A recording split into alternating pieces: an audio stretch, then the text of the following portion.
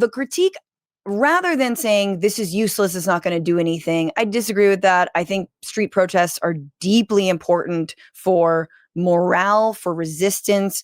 And no matter if the media fairly covers it, because let's be real, you had the Tea Party movement, AstroTurf by the Koch brothers, got so much coverage. Like, oh, is this the next resistance? Meanwhile, we're out here every fucking 2 years or less, screaming our heads off, and very little happens. And I felt like,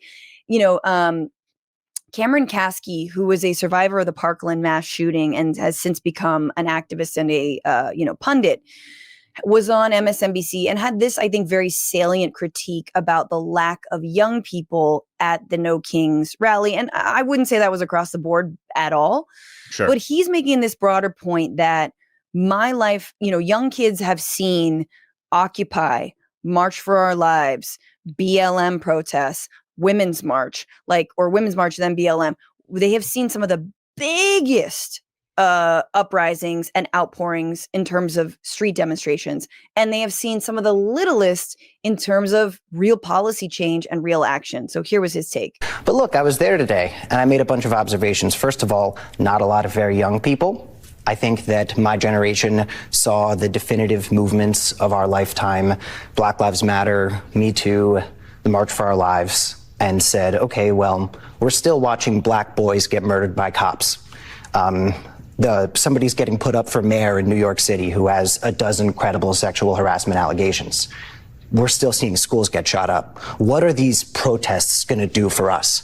The boomers who came out, and there were so very many of them, they saw the Vietnam protests, the civil rights protests, and there was something tangible that came out of that. But the protests that we've seen, there's been so much great awareness that's been spread.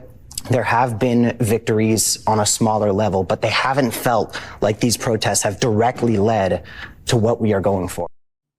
So, again, I think this is a really fair critique given what, again, young people who maybe got involved in Occupy, maybe got involved in March for Our Lives, maybe got involved during BLM and have seen literally, nearly all done about gun control, about prison reform and policing reform, about, breaking up big monopolies or, focusing on the economy the way that Occupy and back in 2000 and, what was it, 12 and 11 we're talking about. And Miles, there's a massive conversation, but I really do think that the answer is organizing. The answer is organizing, and the answer is smart organizing. I think that, this is a show that likes to platform organizers who are doing the real work.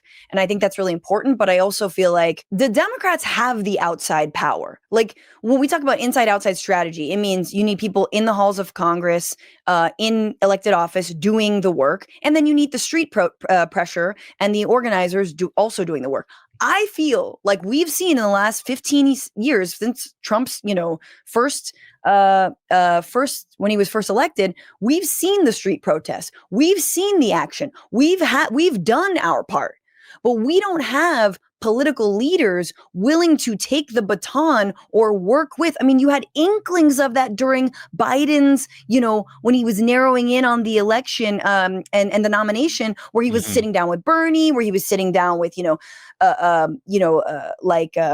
what's the Sunrise Movement? Like there was the inklings of that, but either the pressure came off, and I've talked to Matthew Smucker about that, who is a movement strategist, about the pressure coming off from some of these organizations, but also I think the politicians have not lifted up we want the DREAM Act passed. We want real immigration reform. I think maybe the last thing that was done based on political pressure was DACA. DACA was maybe the last and then when was that? Again, 2013? Yeah, 12, 13, yeah. Yeah. I part of me wonders, because there's clearly an articulated strategy from consultants and that class of operatives within the party that have been like, ignore the groups. The groups got us into this mess because they're having us acknowledge people suffering basically in ways that we're try to not do, because that might bring attention to our own failures as legislators. But I think that is, I mean, like, I don't fault these young people for thinking like, well, what's the point? But I do think that it's not a good thing to ignore what is happening, because I have younger family members who they're kind of like, they're young, so they're not quite seeing how this is all interconnected, how like suddenly it could mean that, you know, your video games are less fun to play because they're being bought by Jared Kushner and Right. MBS or whatever. But I think, yeah, that level of awareness, I think a lot of people just generally, a lot of people also don't want to acknowledge how dire the situation is. And I get that, because you don't want to burn yourself out with cynicism. But at the same time, you don't also want to be caught off guard. And I feel like having that awareness is massively important. I think things will probably begin to evolve a bit. But yeah, I mean, like, to your point, they're not flexing that outside power, because I think before they felt that it flexed them or something into policy positions that they felt were like losing, which they in fact weren't. It was the lack of total follow through on those. Exactly. It's the fact that Biden, you know, actually won the presidency because of Black Lives Matter. Right. That much was clear. Like, we did, you know, we looked at the stats, basically that funneled votes into him. And, you know, we saw Harris completely cut out the progressive base from underneath her, especially when it comes to issues that were on everyone's mind, like Palestine. But yes, I agree. When are we going to start some shit? And also, when are electeds going to, you know, or get off the pot and do something, or like, step out of the way? You know, they have the ability, they have investigative powers they can flex, you know, there's things like that. But at the same time, I think that's why I was just so heartened by what Brandon Johnson was saying, because for the first time, every elected official who gets up to speak at one of these rallies is doing some version of like, and it's all messed up, am I right? And we don't like that. No, sir, we're not doing this anymore. This is America, and this ain't it. And then thank you.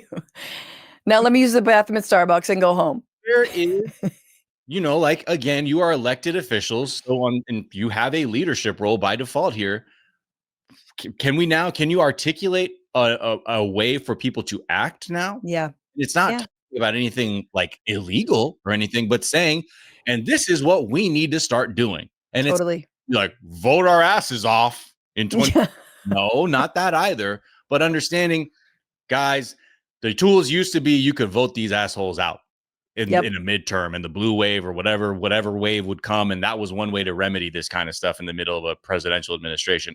However, we find ourselves in a completely different time, because these people are not playing by the rules. They're breaking the laws. And in fact, we don't even know if we're going to have free and fair elections in 2026. So with that in mind, we actually need to start thinking a little more abstract. Maybe a little bigger beyond voting. And they're coming for the entire civil rights, the Voting Rights Act. But yeah, and I think the part of that too is that idea of people power is also very frightening to the establishment wing of the Democratic Party, because that actually means they are giving up power on some level, which we've seen they're hell bent on not letting go of.